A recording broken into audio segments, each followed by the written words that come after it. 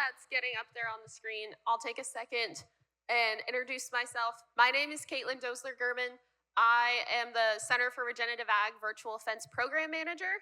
So I've been working with virtual fence since 2022, like Rob said, with my master's at the University of Nebraska-Lincoln. I was a part of the first virtual fence research study in the state of Nebraska. At that time, there was only one virtual fence company, Vence, currently on the market for producers. And so from 2022 till today, getting to work with the technology, it's honestly been amazing to see the growth in the companies, to see producers adopting it all over the United States, and especially here in Missouri, it's been really fun. Year one of the project was a lot of telling people what virtual fence was and getting a lot of, what? You think this is gonna work? Like, I don't know. And the Show Me State definitely told me I had to show it to them to prove it. And so it's been a fun challenge over the last year. And now diving in that we're in year two of the project, the producers in my program, I'll tell you about them here in a minute, have been amazing. They've been a huge part of helping me show producers all across the state just some of the benefits that we could achieve with this technology. So today we're gonna dive into the details.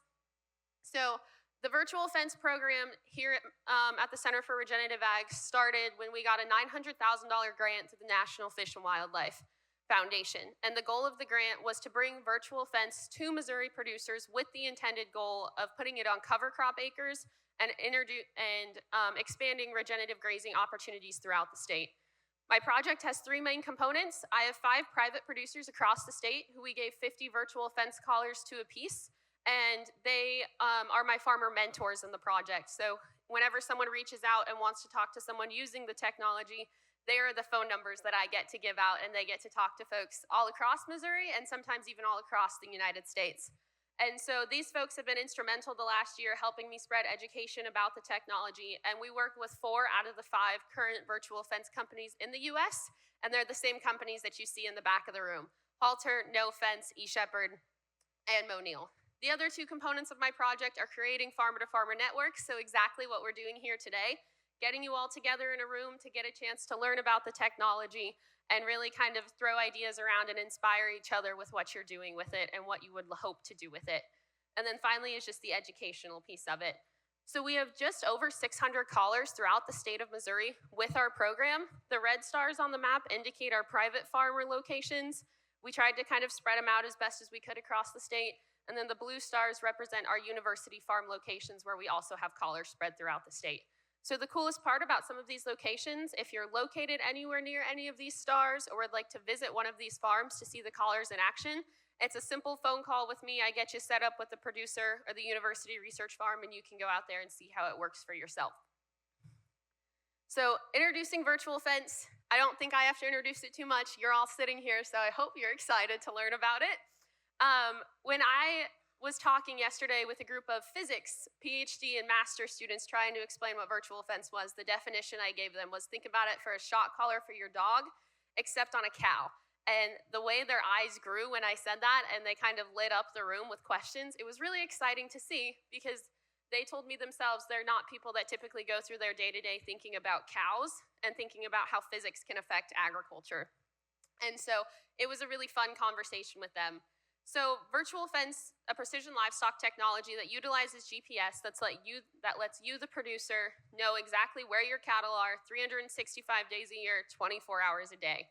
Each animal is equipped with a virtual fence collar, and that collar keeps animals in or out of an area by administering mild or high-pitched sound cues and then a mild shock if that animal keeps working over that line. These pictures you see here up on the screen, this is one of my producers, Chris Hudson. He was grazing Milo this past fall, and he was sending me these really awesome pictures. I get a lot of questions about how accurate the virtual fence line is. And if you look at that, it looks like he went out and put up a high tensile electric fence in that field, but that was really what the collars were able to do. He got such crisp grazing lines. I never thought I'd be so excited to walk out into a farmer's pasture or a farmer's field and just see these perfect straight lines of crops until I started working with these collars. So how it works, if you go out and purchase the technology today, the collars are gonna arrive at your farm. You're gonna get them all charged up. Each animal is gonna get equipped with that virtual fencing collar. You, the producer, can pull out your phone and you're gonna draw those boundaries based on your farm maps previously uploaded by the companies. Those coordinates are going to get sent to the virtual fencing collars via either an on-the-ground base station, over the cellular network, or the newest option for producers via satellite. And then those boundaries are going to be established, and we're going to have a situation just like this. You have your livestock out in the pasture.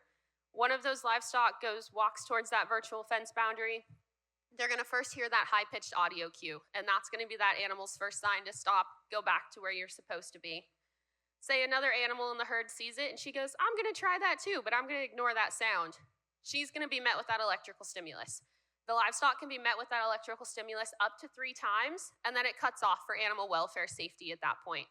Then you, the producer, would get the notification, animal 234 has walked outside of the virtual fencing boundary or has escaped. Oftentimes, if it's just one animal, her natural herd instincts will start to kick in, and she'll eventually put herself back in with the herd. Virtual fence acts as a one-way gate. They get the stimulus and sounds going out, but not when they're coming back in. So the animals can come back in without any sort of repercussion. That collar automatically turns back on, and if they try and leave again, they're met with those same stimulus. And if the cows react right, that's exactly what they should do.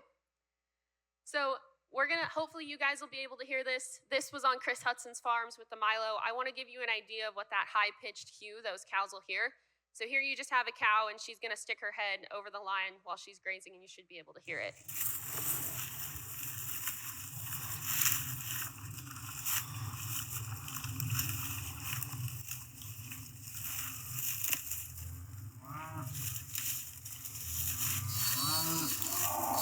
Hear that beep? That's that sound, and that cued that cow, and she heard that beep, and she knew she couldn't walk any further. She knew to turn her head and go back to where she was supposed to go before she received that shock. There's a couple of pictures later in the slides where the cows learn to flank that virtual fence line, and they'll stick their head over and grab a head of Milo and pull it back. And they'll walk the virtual fence line and just keep doing it, and they know exactly when that last sound cue is going to be, and they pull back before they get shocked. No one can convince me at this point that cattle are not a super smart animal, because I've watched them get so tricky with this system, and it's so cool to see.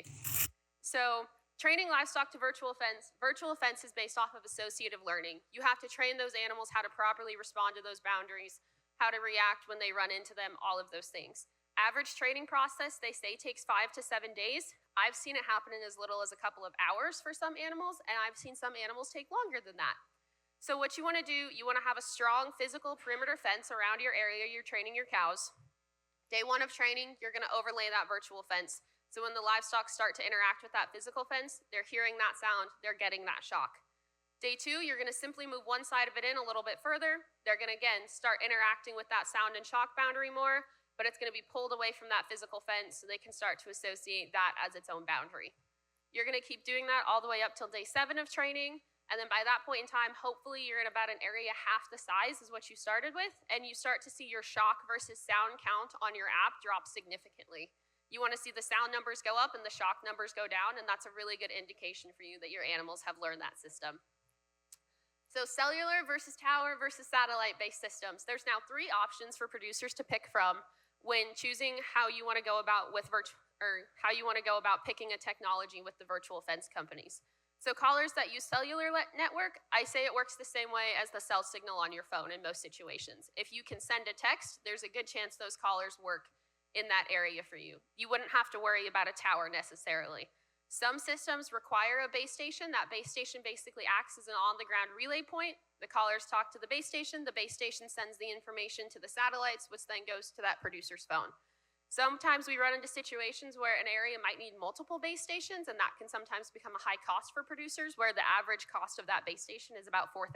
And the newest option for producers is the farthest one, the satellite option. It's brand new in the fact that the majority of US producers don't even have collars like this on their cows yet. It was just announced within the last month. Some of the first producers with it should get the collars around August. I know that's when they're gonna end up at the South Farm here at Mizzou. And basically, you don't have to worry about cell signal, you don't have to worry about the tower. As long as those collars have a clear view with the sky, they should be able to interact with that satellite and send those commands back and forth between the collars and the app on your phone. So the companies, I'm not gonna take a lot of time to do it. You'll have a chance to talk with them all in the back. They've all been super awesome to work with throughout this whole process. I have nothing but great things to say about all of them, how they've treated me and my producers.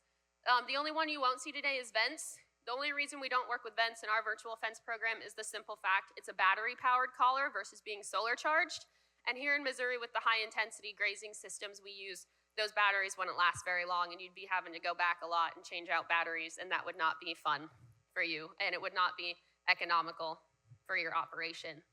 So virtual fence companies in the back, close your eyes. You don't see me showing them all of your prices.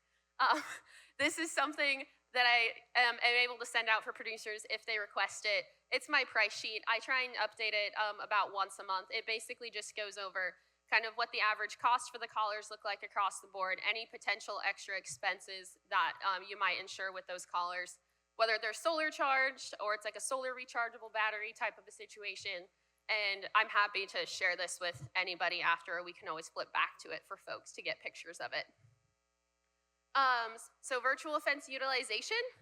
So grazing methods are the biggest thing when it comes to virtual fence. Oftentimes you think about putting your livestock out on pasture, this is what people think about. Continuous grazing. You throw them out in May, you come pick them up in September, October, and you wonder how good your grass is doing and how high your cattle are utilizing it while you're out there. Utilization and efficiency with continuous grazing sits roughly here at about 30 to 40%. It lets your cows be really selective with what they're grazing. You might see a lot more waste on the land, a lot more trampling of resources, all of those different kinds of things. But the positives for it, it's really low in labor and it's low in time. You don't have to be out there moving your cattle. When we start talking about virtual fence, we look at situations like continuous grazing and we think about how we can turn them into situations like rotational grazing. Typically, what would require the producer going out, putting up cross fences, cross-sectioning around water, moving these cows maybe once a week, maybe once a day, whatever they choose. All of a sudden now we can do that from the ease of your phone. I can't tell you the amount of times I talk to producers and they're like, oh, I moved my cows from my couch.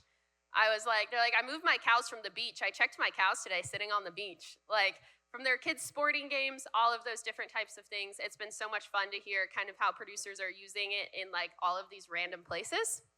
And it works as a really slick system. All of a sudden, we're implementing a simple rotational grazing system, and our efficiency goes from 30 to 40%, all the way up to 50 to 60%. And yes, inputs can start to become higher, so you really have to think about things like water access, all of those different types of things. But with virtual fence, we can get, oh, sorry. I had these in a different order yesterday when I talked. Rotational grazing using virtual fence. I wanted to show this slide. It's going to be a little bit hard for you guys to see. This was on a pasture this summer. This was Daniel Bonacher's cows. He sent me this picture, and even on a pasture, you can see this perfect grazing line where he had this virtual fence technology in action. The other thing I like to point out when we're talking about using virtual fence is we can think outside of a square. So you can see Daniel had this elbow shape here with his cattle. Sorry, I wish my clicker pointer worked on all three screens. Each green dot you see on the screen is a cow. The location of that cow can update anywhere from every 10 to 20 minutes on average. You can work with the companies on different intervals if you need it specifically for your operation. But these cows are currently grazing in trees. And after some conversations with Dan, he's like, typically I wouldn't even let the cows in that piece of pasture because I would have had to pull polywire fence through trees. But now all of a sudden with virtual fence, he's getting to utilize a water source in a different way he might not have typically been able to utilize. He's getting cows on different acres that he wouldn't typically be able to use. And he can use these crazy shapes to come up with grazing plans that he thinks will really impact his operation and his feed efficiency for the better and for those livestock. The other thing is you can sit here and you can have all of these different paddocks in rotation, and you can have them anywhere ranging in size from just a couple of acres all the way up to, I think there's like 30 acres on here and a bunch of different sizes. So the paddock sizes definitely range, and you can use it to create all sorts of different unique grazing systems. When we want to go farther into detail, that's when we start looking at the strip grazing side of it. And I think this is where virtual fence really shines in the cover crop field. So if you talk to Chris Hudson, he has a really awesome story. He had sorghum Sudan grass planted last fall, and typically his cows got 90 grazing days per acre on that sorghum Sudan grass, and using virtual fence, he got up to 170 grazing days per acre on that field. He went from moving them once every 3 to 4 days to 3 to 4 times a day using the collars, and it was so exciting to see. So when we get to something like strip grazing, again, we see that utilization, or efficiency, start to continue to go up. Ideal for stockpile forages, decreases that animal selectivity, all of those things that you really like to see, and especially in like a cover cropping system. This, again, I told my story a little too soon, but these were Chris's cows that were on that sorghum Sudan grass. And this is what that strip grazing system looked like. So these were all of his cows behind it, and these were all of his virtual fences he had set to go every single day. So all he would have to do is set the time on his phone, and one of these virtual fences would turn off, the next one would turn on, and then these cows had full access to continue to get new fresh feed every single day. So another fun aspect of the apps that I like to point out, especially when you're talking about strip grazing, is the fact that with a lot of the companies, you can schedule your moves days in advance. And so say you're gonna be sitting here today and you don't wanna have to be worrying about how many times you're gonna shift your cattle and different things like that. This is a prime example. These cows last shifted at 3 p.m. And then we can switch over here to the next screen and we see, okay, tomorrow morning, they're gonna move at 7 a.m. They're gonna move at 11 a.m. They're gonna move at 3 p.m. again. And it's on this set rotation, and what's gonna happen is it's gonna pop up on your phone, okay, herd 2 is moving now to their new virtual fence, and then once they're all in that new area, it's gonna pop up like herd 2 has successfully moved. And so you don't even have to think about it at some points necessarily. If you're sitting in the combine trying to harvest, if you're, again, at your kids' sporting events or something like that, the cows are literally moving themselves for you. Virtual fence does not replace the producer. That's something I also like to talk to folks about. I think it gives you a chance to be out there with your cattle in a different way. Maybe you're not spending all that time moving fence, but maybe you're looking at them closer in the terms of like identifying illnesses earlier, maybe looking in better understanding like the types of forages that maybe they're targeting in areas before others. It really kind of helps you get a different view and perspective of being out there with your livestock, and in some ways maybe enjoying it a little bit more because you're not grumpy that you have to go move fence in negative 30-degree weather. Other kind of positives that go with it, we can protect sensitive areas. Wildlife habitat is a really huge one. It's becoming way more popular across the United States of a tool for virtual fence. There's work being done out in Wyoming. The Wyoming State Vet is working with a rancher up there. They have elk move across one big ranch up there in the state, and they worry about brucellosis from the elk to the cattle contamination. So they're using virtual fence to move those cattle across the ranch at different times of the year when those elk are coming through to help avoid that potential disease spread between them. There's folks in Kansas using it on prairie chicken leks to protect that, so they don't actually have to go out and physically fence off the leks. They can turn them on and turn them off as needed. Real-time livestock location tracking. I've heard from multiple of my producers this year that the technology really helped them during calving season. This producer, he was sitting in the combine and he had memorized the last 3 numbers of his herd that needed to fall calve. He opened up his app, he saw this cow was up here off by herself. It was a phone call to his dad. His dad went and checked it out, and there was a new baby calf on the ground. That combine never stopped. He was able to continue what he was doing, and he was able to use that technology to make his life easier on the farm that day. Cattle behavior alerts. This is something I think is really critical to talk about. People ask, okay, they have these big collars on their necks. What if they get caught on something? How am I gonna be able to know what's going on? So all of the companies monitor the cattle's average movement throughout the day, and if that drops below a certain point, you're gonna get this notification on your phone that they believe the neck band has fallen off, or for some reason if that cattle is stuck in a watering hole or something like that, it sends you this notification and it tells you, you might wanna go check on this animal. She's not moving the same as what she typically does. So we're gonna see if we can get a couple of these videos to work here quick, and then we'll wrap it up. Girls are doing good on the Milo using the collars. You can hear some of the tones going off. One thing I started today was right here. I put a boundary instead of going all the way to the permanent fence. I cut over about 8 rows. I'm going to go up with my boundary this way. Something I wouldn't necessarily do with polywire, because I'd have to make a couple 90s here. But my hopes is to make a windbreak coming out of the north there. Getting creative with it. This next video, it's Here's just a another grazing line line, so I'm gonna skip through that one. He was just showing you a grazing line, and for the sake of time, I wanted to hit on this really quick. The technology is continuously updating and improving. I think that's the other big point I really want to make, even from what we've seen from the start of last year when we got the collars to where the collars are today. There's tracking features in all of the apps, so you can go in and literally click your cow and click what dates you want to track her movement, and each one of these yellow dots was where that cow was at one point during the day. So you can see where specific pinpoints in your pasture your cattle are utilizing at different points throughout the day. Here on the far side, we're looking at some cattle health metrics. This is another big thing coming in with a lot of the collars. Heat detection, calving detection, potentially sickness detection. There's a whole bunch of different things in the works for all of those companies that I think will be released out, if not by the end of 2026, hopefully early 2027. And I think it's going to be a really amazing update for a lot of those collars and for the potential for producers to utilize the collars in ways we haven't even seen yet.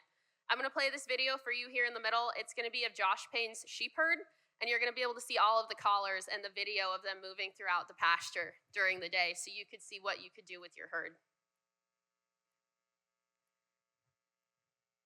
So you can see that's all of his sheep and how they're grazing throughout the pasture during the day, and the little heat map showing you where they're at and their different movements. And so you could pull this up. This is what I do when I get bored at work sometimes or I need a brain break. I pull up my phone and I start seeing what the producers' livestock have been doing for the last couple of days, and I make fun videos like this. But so you can see that. Just wrapping it up, key takeaways. Again, virtual fence shouldn't replace you as the producer.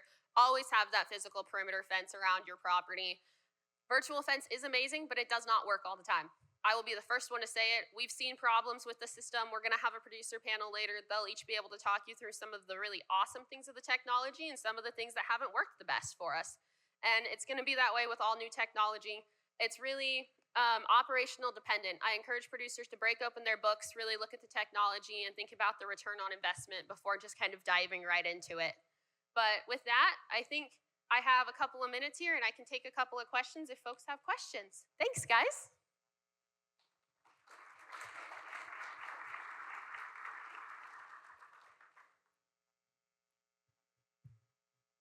I was like, we have mic runners. I was like, we'll start there because the mic's there and we'll get you a mic. So maybe this will be addressed later on, but what is your experience with the producers and here at Bradford with the customer service from these various companies? Is it going to be easy to get a hold of someone if we're having issues? Can you speak to that? Or? Yeah, definitely. So a lot of the companies actually have a built-in chat feature within the app. So you can literally directly text with someone from one of those organizations and text them your questions, and you're going to get an average response time, I would say, of 5 to 10 minutes, maybe even less. Some of them even have like emergency buttons. So like if something's really going wrong, you can hit that button and they'll respond to you. And I think it's like under 2 minutes type of a situation. What's really cool about a lot of these companies is the fact that because they are from Norway, New Zealand, Australia, when we go to bed, they wake up. So I've had a question at 11 o'clock at night one time, and I called a rep, and she answered, and she's like, oh, I'm eating breakfast right now. And I'm like, that's great. Can you help me fix this collar? And so I found the response time to be really, really great. I found all of their staff members to be super helpful when I have questions. And we've run into situations where they might not necessarily know what's wrong. I don't know what's wrong. And they work really hard with their teams on the back end to get things figured out. So we can let the producers touch on that later too, kind of their experience with it. But I've had a really positive experience overall. What was your question? Yes. New equipment. No. So I would say 90% of the updates, unless there's like a full collar redesign. So the question was, I talked about collar updates. Does that mean you have to buy a whole new collar every time something updates? And the answer is no. I would say 90% of it, unless there's a whole brand new collar redesign, it's all firmware updates that those companies are going to be able to go in on the back end and update that technology for you. So like the animal health stuff from that standpoint of it, it would probably be a back end update, just like if you were updating your phone. Yeah.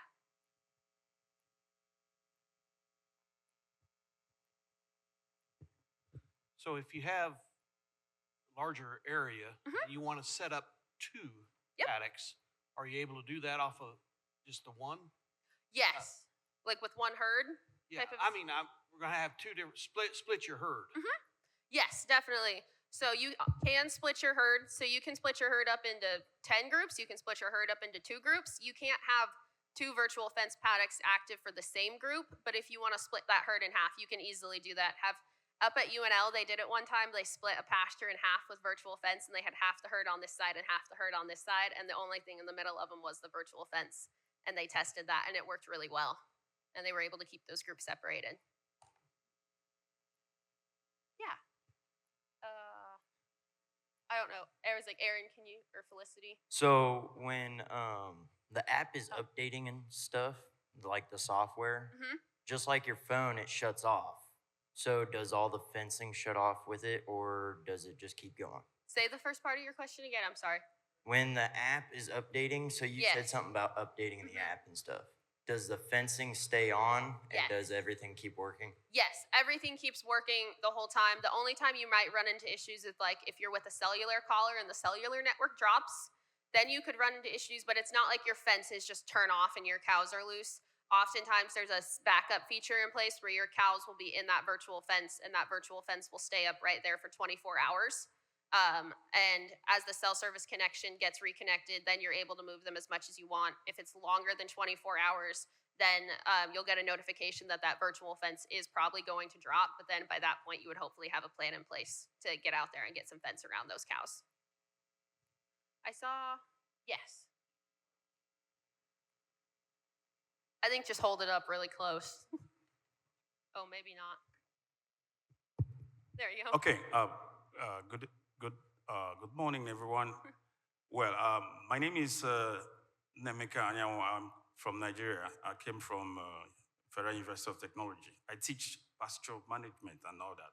So I had a friend who introduced me to this program, so I decided to come check it out.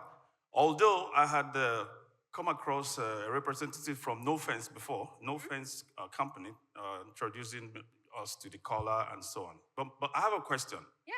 The size of the collar, Mhm. to me, is appears heavy. Okay. Yeah. And then also the cost. That's a different thing. But there was something I observed from your virtual computer stuff, what you showed us about how the livestock were moving. Uh-huh. So does it imply that these collars have ability of ensuring that the livestock maintain a particular area amongst them together? I mean, because I saw that those dots were in a particular area. Mhm. Yeah, you don't have some cattle 20 kilometers or maybe say 20 meters or 30 meters away. Does it bring them very close to graze efficiently, like you were saying, in an area, so that they move and eat up everything in that space before that kind of thing? Definitely. Does it work? Is it what it works? Yes, it can do that. So it depends on how you draw your virtual fence boundaries. If you draw them in like really tight condensed strips, that's going to be those situations where you're going to see the herd really stick together and move kind of as one like cohesive unit. If you are in areas like you saw with some of them where they have more space to roam around throughout that pasture, you might see certain times of the day where the cattle are more huddled up, but you could also see times of the day when they're spread out all over that virtual fence paddock. I think the sheep look like that particularly. Sheep are really big herd animals, and I also had that going at like 10 speed, so it wasn't like a 5-minute long video. So because of that, they all seemed a lot closer together, and I think seemed like they were moving a lot more in sync. So the speed of my video could be a little bit tricky and kind of confusing from that point. But if the virtual fence area is super big, it's going to be harder to get them to move as a herd. So it's all kind of on how you draw your paddocks. Does that answer Okay, your so question? one last question. Yeah, so I think that this technology is super, and it will even make more impact in areas like Nigeria or Africa. I mean, virgin unexplored areas. I mean, I haven't seen where some of these virtual fence things have been tried before. So, in terms of improvements and research, potential problems and so on, it could create opportunities for maybe researchers and funders to see how this technology can be extended to other areas. Definitely. Thank you very much. Yes. Thank you. Okay. I was like, one more question, and then I can catch people during lunch too. Can you keep the bulls isolated? It depends. I'll say this. I know some producers that put collars on bulls, and it's been really successful, and it's worked really well. I know other producers that have put collars on the bulls, and the bull's neck is so big, they put their head down and the collar slides right off, type of a situation. And so I would say it depends on the age of your bull. It depends on the body structure of your bull. Yeah, some people have done it really successfully. Some people have tried it and not liked it and took the collar off. I've heard some producers really hope that all of the companies can establish a bull collar down the road to keep that bull with their herd. And I've also heard some producers say, well, if my bull's not sticking with my herd, why do I have that bull anyway? Kind of a deal. Oftentimes what we see is the bull does stick with that herd pretty well inside the virtual fenced area with or without a collar on, is what we've seen so far. But you never know with bulls. They have a mind of their own. You never know what they're going to decide to do that day.